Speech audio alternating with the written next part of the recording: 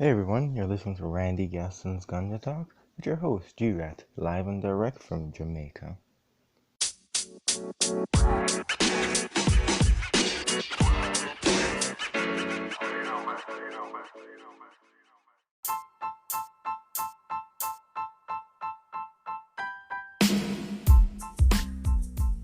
Hey everyone, this is Randi Gaston, G-Rat.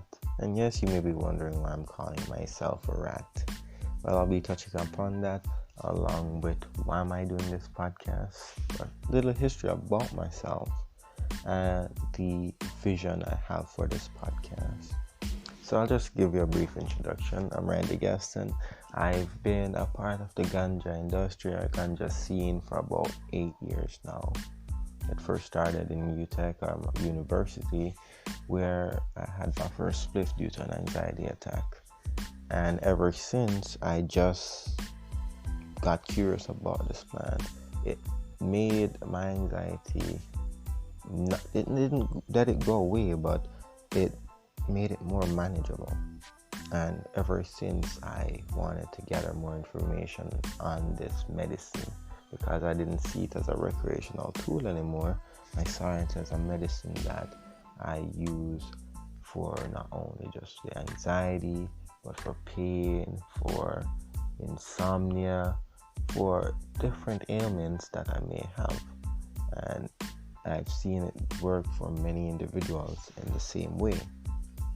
The reason why I'm calling myself a rat, it's an inside joke with my now Grow group, where I'm the rat that goes around boring through the rubble, always finding some good information, always making some form of poem, going around the island, finding strains, finding ganja people. So I'm the rat boring through the Jamaican myths, uncovering the secrets, debunking these myths, and having insider reviews from the industry people themselves to highlight Jamaica's ganja. I've been a part of the YouTubing scene or WeTubing scene since 2018, where I stopped for a while, but I'm now back revamping myself, revamping my channel to bring the information to you. I've worked with Tricky D, Beninia, Jackie 420, Fresno Nerds, multiple individuals on the YouTubing platform, where not only did I learn a lot, but I got a greater passion about this plant. With these individuals, I got to see multiple grow methods. I got to see how it's processed, tinctures being made, canna oil, everything. And I also use some of these practices here in Jamaica, where I made cannabis coconut oil, I've made edibles, I've made oils, I've made multiple products from ganja. But also with these individuals, I got to meet Subcool Genetics, rest in peace, and Jinx Proof Genetics, along with multiple industry people. And multiple geneticists are basically people that create seeds or create genes or create strains, and to me they are the pioneers of the ganja industry in their field overseas. I got so much information, but what I realized, not a lot of people were as blessed as me to meet such individuals, to get this information, to get this re-enlisting passion or this overall, I don't even know how to explain it. For me, it was a frenzy of knowledge that I soaked up and I enjoyed. So the reason for my podcast is not just to educate everyone about ganja in Jamaica, along with multiple methods it's grown or multiple ways it's processed, but to also expose these myths in Jamaica. Because growing up here, I heard a lot of hearsay about ganja, but through my personal experience, I got to see the truth for myself. I want to expose this truth. I want to debunk the myths. I want to have the people in the industry come on my platform to not only say why they are part of the industry, but where they see this industry. Why ganja? Why Jamaica? Jamaica has a real rich history about ganja, with ganja. The DEA at a time dubbed us the ganja capital of the world, and again, multiple individuals, multiple countries dubbed us the ganja capital of the world by us not just only smuggling the most ganja, but having a premier ganja that if you see individuals coming to Jamaica, if one of the things about people coming to Jamaica, they come here to get the best ganja. I've been told that they've only gotten such a great quality from Jamaica itself. Our history started in 1850s to the 1860s, where the Indian indentured servants brought it here through trade, or just through while they're making their passage throughout the West. It became a part of Jamaica and became not only a recreational tool, but a medicinal tool as well.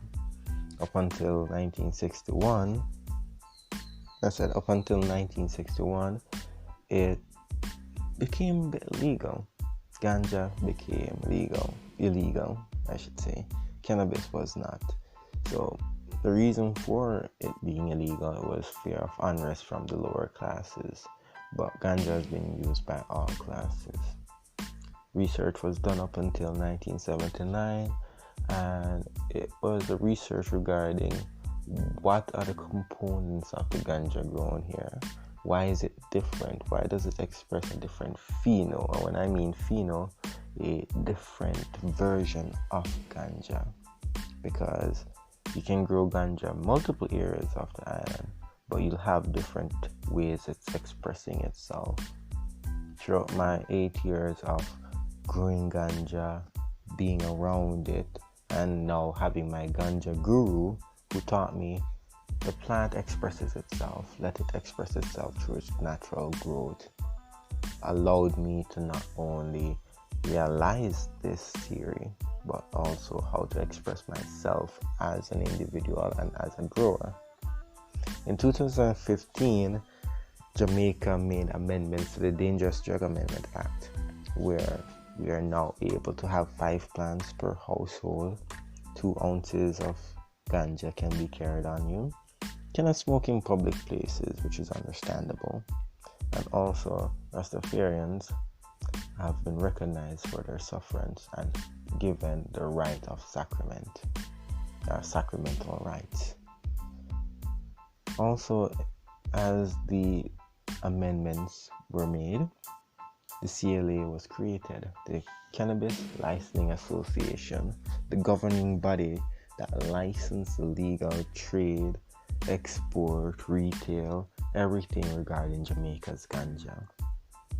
While this association was created, licenses were created as well.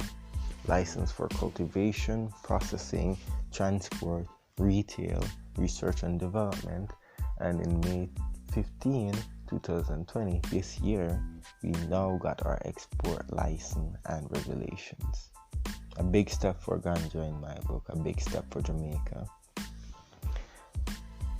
While the license were created, we now have multiple license owners, multiple facilities here in Jamaica. The top facilities are the top ganja industry people that we have here are Jaycana, Epican, Island Strains, Kaya, and Ethiopia.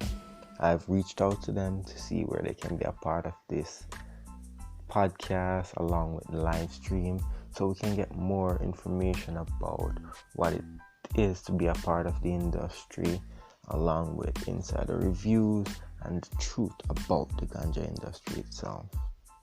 Not only did we have individuals like Jaycana, etc., becoming a part of the industry, but we've had international interest in Jamaican ganja. I've seen where, as a little country, we've had the top boys, the big boys coming in. Everyone is dispersed overall in the world, But in Jamaica, we've had Afria, Aurora, Canopy, Organic D, Green Dutchman, and the list goes on. Multiple large industry people overseas coming here to Jamaica. To me, that says a lot about our ganja, a lot about our country. And the reason for this is Jamaica is such a diverse place. We have such a unique grow environment. We have 85% of the world's herbs. We have so many plants here and different species of the same plant. We have a diverse grow effect, microclimates, stuff that I'll touch upon as we go further into the podcast, go further into the live streams and discussions that we'll be having.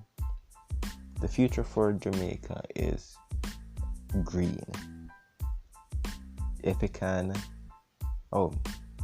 not just Epican, but multiple individuals have said this. Jcana recently, the head of Jcana recently says, I'm not going to quote because I don't have the article here in front of me, but Jamaica has never been greener for ganja. The cannabis industry has never been more ripe for Jamaica, for the world. Hopefully I can have her on the podcast and along with having her on the live stream to further discuss this point, because I am now seeing it in 2020. Even with the recent corona, Jamaica has been setting up itself so that when the industry or when the world opens up again, we are ready. The future for this podcast is bright because I want to discuss not only the history of ganja in Jamaica, but also the license, so we can get a further understanding, a deeper understanding of the license themselves, the people in the industry, the overall industry, the corporatization of the industry itself, and also grow tips and grow knowledge. Not a lot of people know about how ganja is grown or have an idea of the little things that we do without realizing what we're doing that makes our ganja such a great ganja. So as I go further in my podcast, this is, as I said, the introduction of G-Rat, the introduction of Jamaica, the introduction of ganja, what's going on here. I want to put this thought in your head. Jamaica has been a part of the ganja industry before it became legal.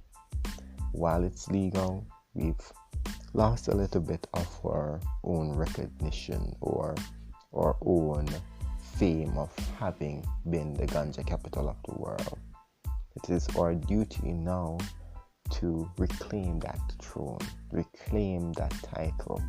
We have the companies here, Jcana, Epican, Island Strains, Kaya, Ethiopia, and multiple more individuals, multiple licensed individuals trying to reclaim that title.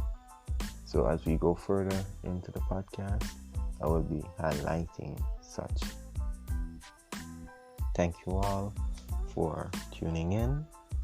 The live stream will be this Saturday, where I'll hope to have individuals locally, but I will have also individuals overseas on the podcast speaking about ganja itself. We'll be talking about grow methods. We'll be discussing about Jamaica. So thank you all for tuning in and expect more from G-Rat.